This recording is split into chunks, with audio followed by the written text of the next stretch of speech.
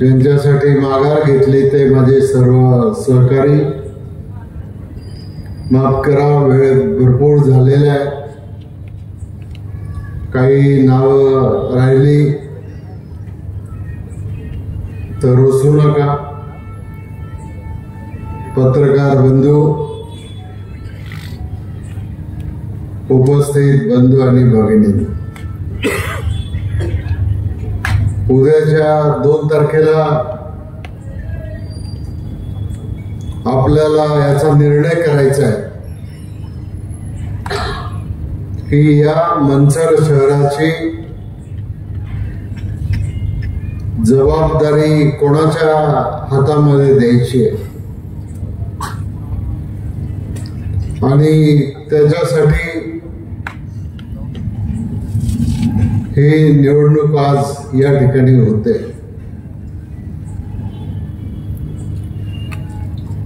या मंचर शहरामध्ये, या चौकामध्ये गेल्या 35 वर्षामध्ये मी अनेक सभा घेतल्या. मग कधी लोकसभेचे असेल, कधी विधानसभेचे असेल, कधी जिल्हा परिषद, कधी पंचायत समितीचे असेल. पण ग्रामपंचायतीसाठी मी आजपर्यंत कधी सभा घेतली नव्हती.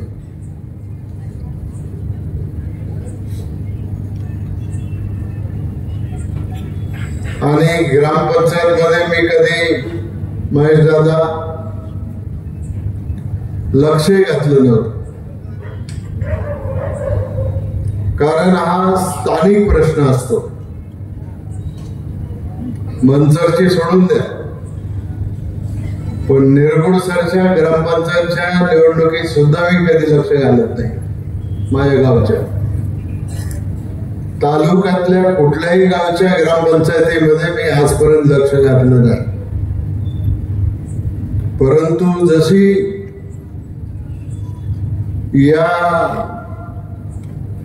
मंचर ग्रामपंचायतीचं आपण नगर परिषदेमध्ये परिवर्तन केलं, तसं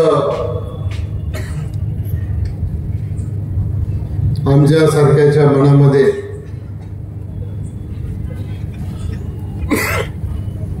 जी खंत होती ती खंत दूर करण्याच्या दृष्टिकोनातून आम्ही पावले टाकली. निवडणुका आज आहेत, पण नगरपंचायत होऊन काही दिवस झाले. यापूर्वी ज्या वेळेला ग्रामपंचायत होती, ग्रामपंचायतला निधी अतिशय अल्पसा असतो.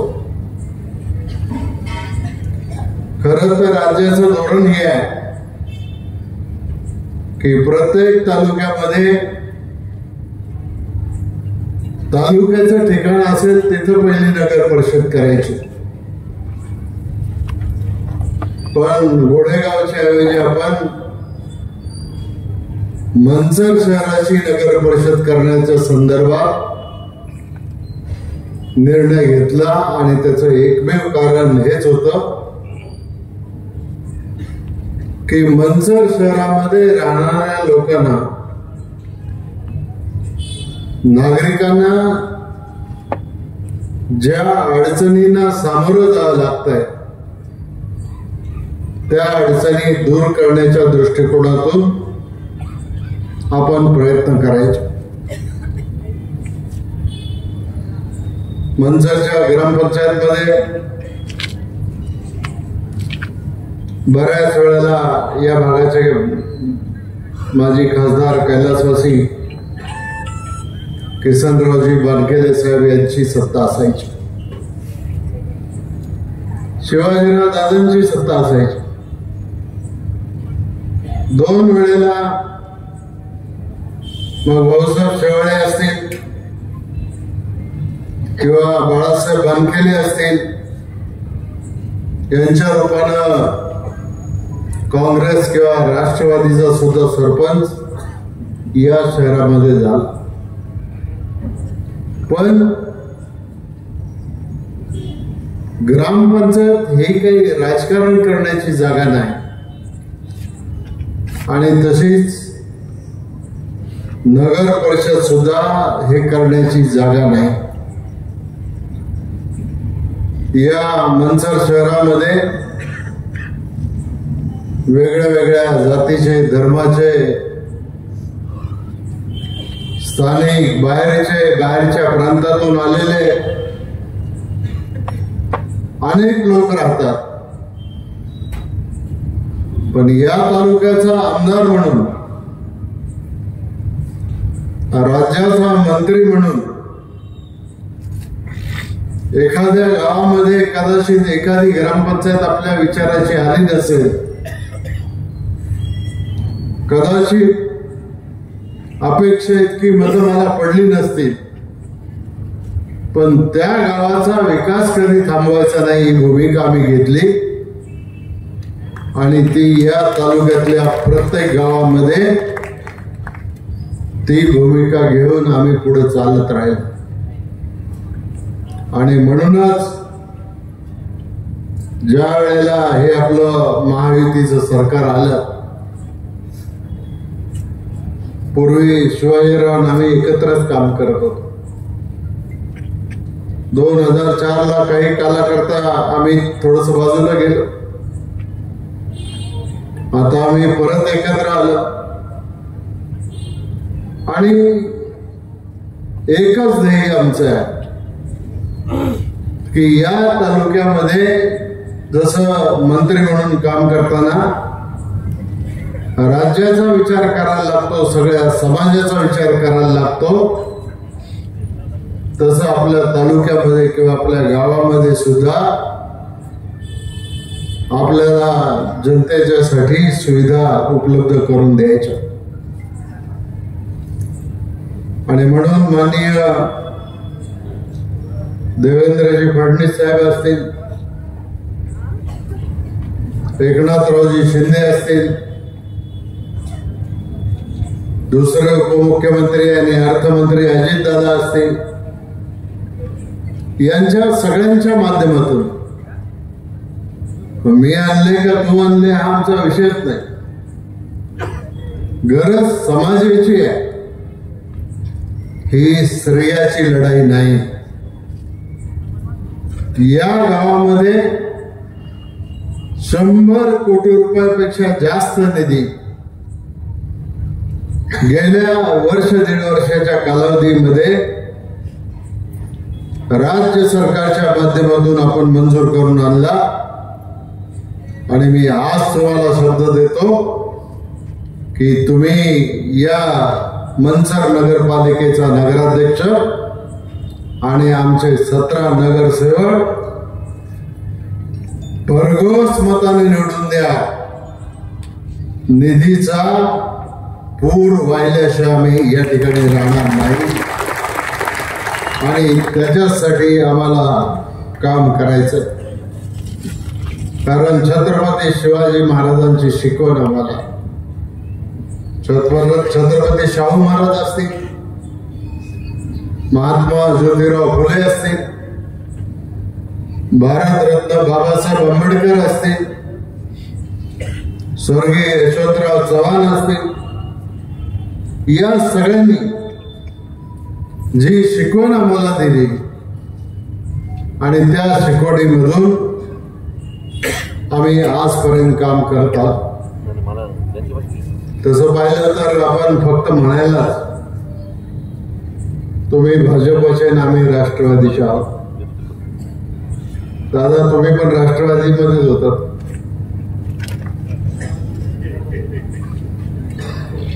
प्रदीप कंद तुम्ही राष्ट्रवादीचे जिल्हा परिषदेचे अध्यक्ष होतात.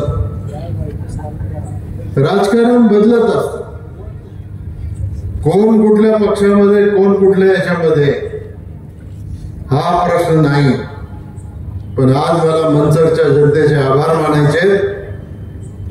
काल जी लोकसभेची आणि विधानसभेची निवडणूक झाली त्या निवडणुकीमध्ये भाजपच्या सगळ्या कार्यकर्त्यांनी मला विजय करण्यासाठी मनापासून प्रयत्न केले आणि त्याचं एकमेव कारण आहे की आज देशामध्ये नरेंद्रजी मोदी साहेबांच्या नेतृत्वाखाली एक भक्कम सरकार आहे. राज्यामध्ये आज देवेंद्र फडणवीस साहेबांच्या नेतृत्वाखाली एक भक्कम सरकार आहे. आज नगर परिषदेचं हे सरकार आपल्याला तयार करायचं, त्याच्यासाठी उमेदवार दिले. इच्छा अनेकांची असते, सगळ्यांना तिकीट देता येत नाही. काही लोकांना थांबावं लागतं, पण ज्यांना थांबावं लागलं त्यांना आम्ही कमी लेखत नाही. आणि म्हणून आज जरी थांबायला लागलं तरी सुद्धा तुम्ही जर तिथं चांगलं काम करून दाखवलं तर निश्चित प्रकारे संधी त्या ठिकाणी मिळेल. आणि महेश दादा तुम्ही सांगितल्याप्रमाणे जर एखादा कार्यकर्ता मर्यादा सोडून या पॅनेलच्या बाहेर जाऊन विरोधात काम करेल तर त्याला सुद्धा पक्षाच्या बाहेरचा रस्ता हा त्या ठिकाणी दाखवला जाईल. एवढी गोष्ट आपण त्याच्यामध्ये समजून घ्या. माझी तुम्हाला सगळ्यांना विनंती ही आहे की आज मनसर ग्रामपंचायतीला आपण जो निधी आणला त्या निधीपैकी 80 कोटी रुपयापर्यंतच्या कामांचे कार्यादेश म्हणजे वर्क ऑर्डर आपण दिलेले आहेत. एकूण जी 163 कामं या मनसरमध्ये हातात घेतली आहेत त्याच्यापैकी 89 कामं पूर्ण झालेली आहेत आणि 33 कामं सध्या वेगामध्ये चालू आहेत. 82% कामांचे कार्यादेश त्या ठिकाणी देण्याचा प्रयत्न आपण हा त्या ठिकाणी करता आला. शेवटी पद कशा करता मिळवायची, फक्त मानापानासाठी नाही. मी किती वेळा आमदार झालो, मी किती वेळा मंत्री झालो. आज 36 वर्ष झाले मी आमदार आहे, 15 वर्ष मंत्री राहिलो आणि त्याच्याच बरोबरीने 5 वर्ष विधानसभेचा अध्यक्ष राहिलो. कधी सत्तारूढ पक्षात, कधी विरोधी पक्षात आमदार म्हणून काम करायची संधी मिळाली. पण आज राज्याचं नाही सांगत कारण वेळ कमी आहे.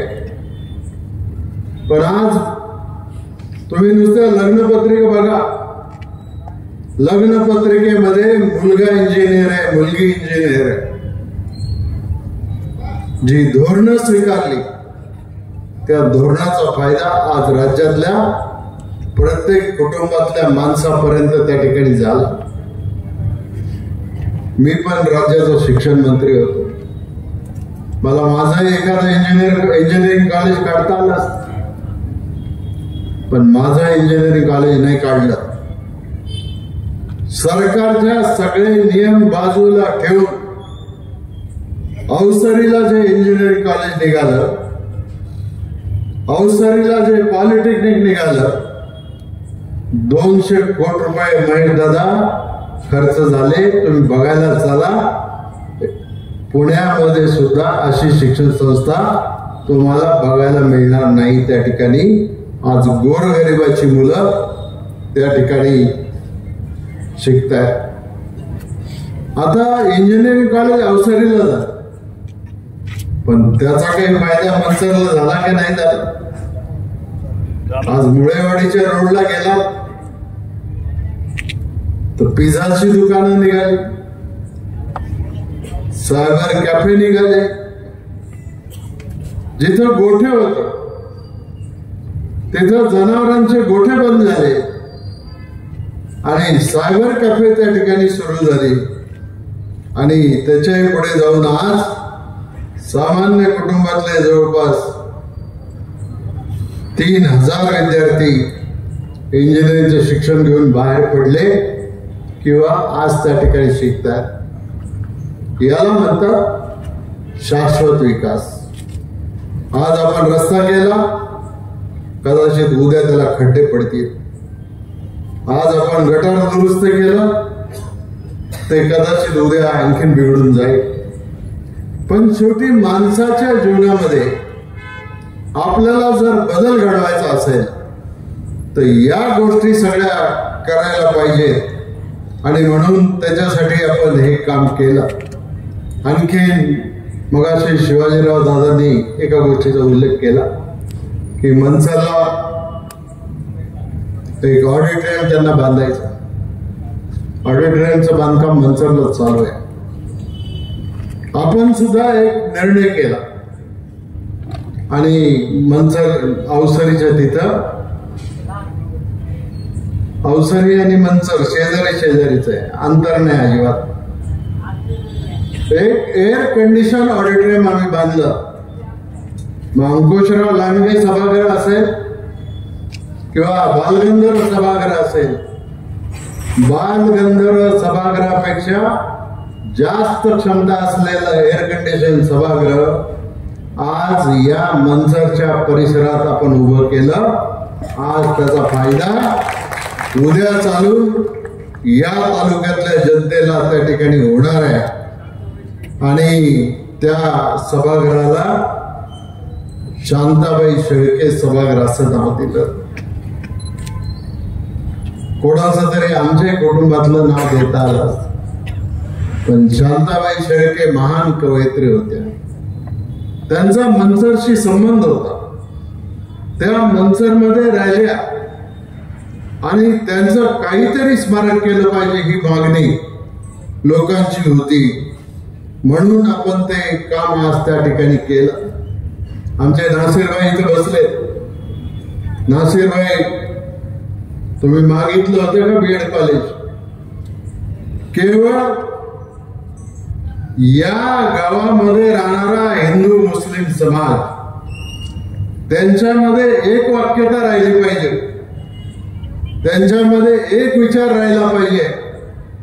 म्हणून कदाचित माझ्या संस्थेला मी शिक्षण मंत्री असताना बीएड कॉलेज घेऊ शकलो असतो, पण तुम्हाला बोलून सांगितलं या तुमच्या संस्थेचा प्रस्ताव द्या, मुस्लिम समाजाच्या संस्थेला त्या ठिकाणी बीएड कॉलेज आपण मंजूर करून दिलं। त्यांनी ते पुढे आणखी वाढवलं। आपल्या इथं अण्णासाहेब गावठे कॉलेज आहे। आज आपण इंजिनिअरिंग कॉलेज पाहतो, पण अण्णासाहेब गावठे कॉलेज ज्या वेळेला या तालुक्यामध्ये पूर्वजांनी सुरू केलं, मग किसनरावजी बानकेले असतील, कैलासवासी दत्तात्रय वळसे पाटील असतील, बिडी अण्णा काळे असतील, ऐपत नव्हती, आर्थिक ऐपत नव्हती। लोकांची साखर त्यावेळेला रेशनवर साखर मिळायची, ती साखर या लोकांनी घेतली, बाजारात जास्त दराने विकली आणि त्याच्यातून अण्णासाहेब गावठे कॉलेज उभं राहिलं आणि त्याच्यामध्ये आज हजारो मुलं त्या ठिकाणी शिकून त्या ठिकाणी बाहेर पडतायत। आज तिथं सुद्धा अभ्यासिकेसाठी 3,65,00,000 रुपये पण मंजूर केलेले आहेत। संरक्षक भिंतीला 65,00,000 रुपये मंजूर केलेले आहेत। महात्मा गांधी विद्यालयाचा बिबट्याचा प्रश्न आता सध्या मोठ्या प्रमाणात आहे। महात्मा गांधी विद्यालयाच्या भोवती सुद्धा कंपाऊंड करण्यासाठी 65,00,000 रुपये आपण मंजूर त्या ठिकाणी केलं आणि आता अण्णासाहेब गावठे महाविद्यालयाच्या परिसरामध्ये एक भव्य, म्हणजे हे तर शिवाजीराव दादांनी सांगितलंय गावातलं सभागृह, पण अण्णासाहेब गावठे कॉलेजच्या प्रांगणामध्ये सुद्धा असंच एक नवीन सभागृह त्या ठिकाणी उभं करण्याचा आपण त्या ठिकाणी प्रयत्न करतो। हे मला या ठिकाणी आपल्याला आवर्जून सांगायचं आहे। आज नागरिकांच्या प्राथमिक गरजा काय असतात? काय नाही, आम्हाला प्यायला चांगलं पाणी, शुद्ध पाणी मिळालं पाहिजे। शिवाजीरावांनी उल्लेख केला त्या गोष्टीचा। यापूर्वीच्या काळात या मनसरच्या नागरिकांना माहित असेल रात्र रात्र नळासमोर हंडे लावले तरी हंडा भरत नव्हता. पाण्याची सोय नव्हती. मग कधी कैलासवासी किसनरावजी बानकेले असतील, शिवाजीराव आढळराव पाटील असतील, मी असेल, आम्ही सगळ्यांनी मिळून या मंचाला एकदा दोनदा त्या ठिकाणी नळ पाणी पुरवठा योजना केली. पण आता जसा जसा या शहराचा विस्तार वाढत चाललेला आहे, जशी जशी लोकसंख्या वाढत चाललेली आहे, तसं या शहराला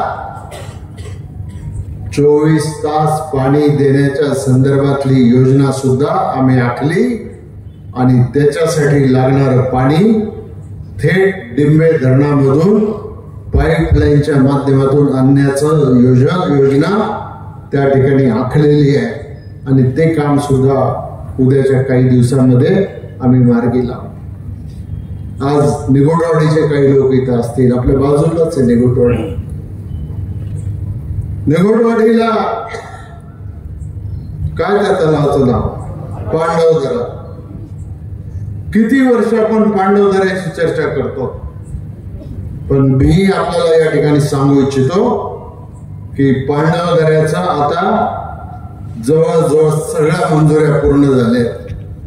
एक मंजुरी फक्त राहिली आणि ती मंजुरी झाली की पांडवदऱ्याला आपण जो तलाव त्या ठिकाणी बांधू, जवळजवळ अर्धा TMC पाणी त्या पांडवदऱ्याच्या तलावामध्ये जर साठलं ना, तर निगोटवाडीच्या सुद्धा एका सुद्धा महिलेला कामासाठी बाहेर जायला लागणार नाही आणि मंचरला सुद्धा पिण्याच्या पाण्यासाठी किंवा अन्य पाण्याच्यासाठी दुसरी कुठल्याही प्रकारची अडचण त्याच्यामध्ये येणार नाही. त्याच्यासाठी आपल्या सगळ्या युतीच्या सरकारने केलेलं आहे. आज लहान मुलं जन्माला आली त्यांच्यासाठी NIC तयार केलेले आपण. ज्या ज्या सुविधा शहरामध्ये असतील त्या त्या सगळ्या सुविधा आज मंचरच्या या उपजिल्हा रुग्णालयामध्ये केल्या आणि तेवढ्या पुरताच आम्ही थांबलो नाही, तर आपण त्या गोरक्षनाथ टेकडीच्या तिथे एक इमारतीचं बांधकाम चाललेलं पाहत असाल.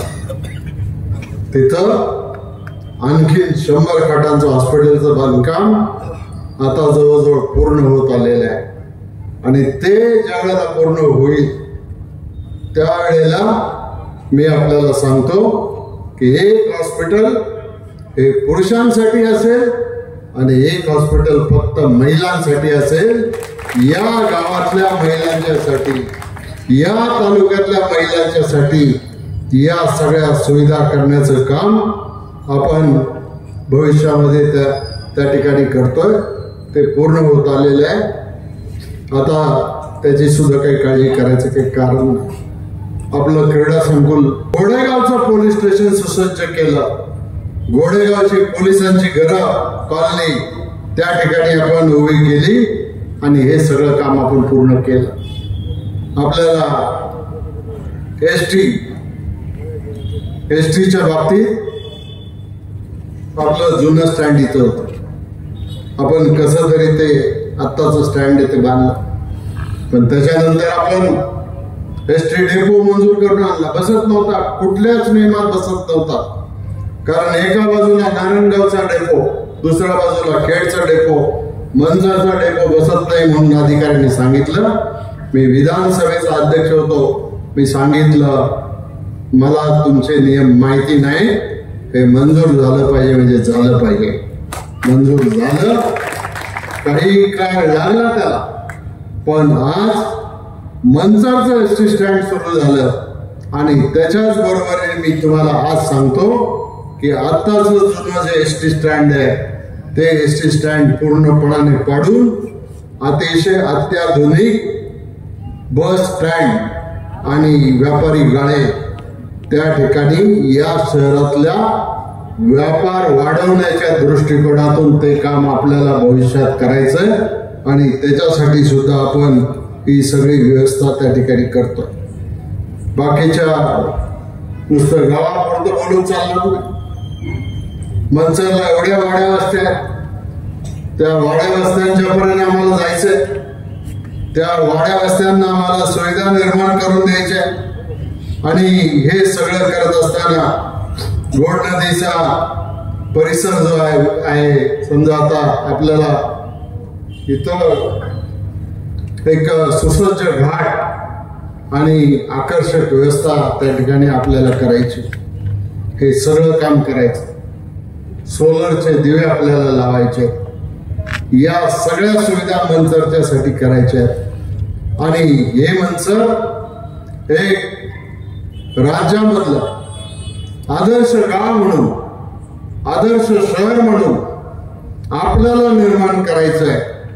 आणि हे निर्माण करत असताना या शहरात राहणारे सगळ्या जाती धर्माचे लोक हे एकत्र कसे येतील, वाटेल त्या परिस्थितीमध्ये समाजामध्ये अंतर निर्माण होणार नाही, समाजामध्ये काही मतभेद होणार नाही. ही भूमिका आमची भूमिका आहे आणि ती भूमिका मी आज पुढे चाललो. ब्रह्मा भट्ट जी, आपको मालूम नहीं होगा, ये देवेंद्र भाई है ना, इनका डेयरी तो बहुत बड़ा है. आज 15 lakh litre milk daily process करते. हमारे यहाँ के दूसरे फार्मर है मोरडे, उन्होंने यहाँ पर चॉकलेट की फैक्ट्री लगाई, लेकिन देवेंद्र भाई ने एक ऐसा प्रकल्प हाथ में लिया है कि मंचर में जैन समाज का एक बहुत बड़ा, क्या बोलते हैं उसको, तीर्थ क्षेत्र निर्माण करने का काम आज शुरू है. 100 करोड़ से ज्यादा, 200 करोड़ से ज्यादा खर्चा वो करने वाले होंगे. जब 200 करोड़ से ज्यादा खर्चा करेंगे आणि जैन धर्मियांचं ज्या वेळेला या ठिकाणी तीर्थक्षेत्र निर्माण होईल त्यावेळेला देशाभरातले जगाभरातले जैन लोक आपल्या इथं त्या ठिकाणी येतील. ही गोष्ट आपण सगळ्यांनी समजून त्या ठिकाणी घेतली पाहिजे आणि ह्या सगळ्या गोष्टी करायच्या. या नगरसेवकांना आम्हाला सगळ्यांना सांगायचं, तुम्हाला फक्त मानापानासाठी निवडून जायचं नाही. आम्ही आज तुमच्यासाठी प्रचार करतो, सगळे महेश दादा असतील, प्रदीप दादा असतील, अतुल जे आले असतील, सगळे लोक प्रचार तुमच्यासाठी करतो. पण तुम्ही अतिशय कार्यक्षमतेनं या नगरपंचायत मध्ये काम केलं पाहिजे.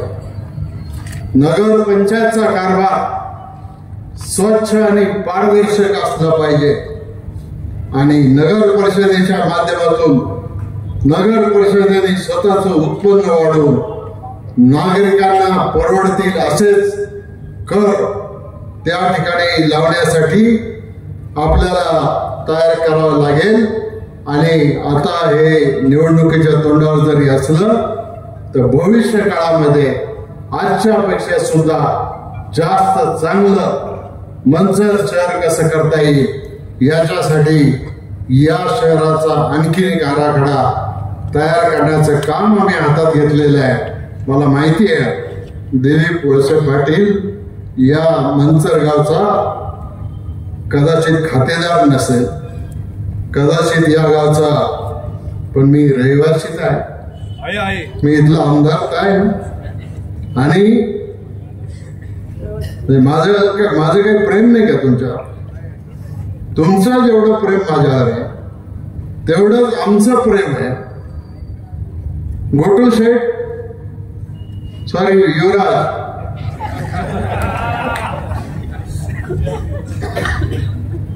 प्रसंग कुठलाही असो आपण सगळे लोक एकत्र येऊन हे सगळं काम या ठिकाणी करत असतो. आणि म्हणून मग भाजप असेल, राष्ट्रवादी असेल, कुठलाही पक्ष असेल, तुम्ही उद्या आणखीन सभा इथं होतील, कदाचित आणखीन मोठी मोठी माणसं येतील, येतील, भाषण करतील, जातील, सभा होतील, आरोप केले जातील, टीका केली जाईल, दोष दिला जाईल आणि त्याला फसून जर आपण चुकीच्या लोकांच्या हातात इथली सत्ता दिली तर मी सांगतो की आपलं जे नशीब असतं ना ते नशीब आपल्या हाताने बिघडवायचं काम कोणी करू नका.